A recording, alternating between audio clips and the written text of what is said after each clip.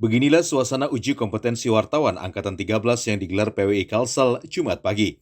Agenda ini diikuti oleh 36 wartawan dari berbagai media massa di Kalimantan Selatan.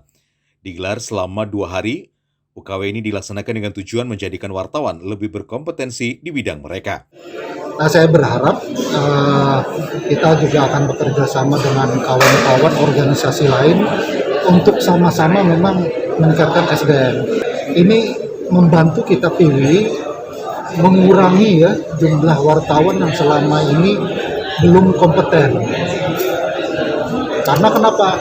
Banyak sekali ternyata kawan-kawan kita yang medianya belum terverifikasi baik secara administrasi dan faktual. Kegiatan tersebut juga dihadiri oleh sejumlah perwakilan pemerintah Provinsi Kalsel dan DPRD Provinsi Kalsel. Ketua DPRD Kalsel, Supian Haka, berharap banyaknya jurnalis bisa menjadi ujung tombak pembangunan di Kalsel.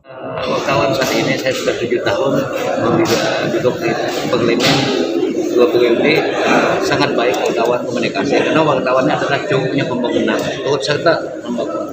Karena media ini adalah turut serta memediakan seimbang dan transparan. Salah satu peserta, Ahmad Suryanur, mengaku beruntung bisa mengikuti UKW ini dan dirinya optimis bisa lulus dengan hasil sesuai harapan karena sudah mempersiapkan diri dengan baik. Ini bersyukurlah karena dari media sendiri bisa mendapatkan slot itu gitu. Dengan harapannya untuk istilahnya memajukan diri sendiri juga sama media-media yang lain juga lebih kompeten lah di bidang jurnalistik ini. Persiapannya apa saja, Bang?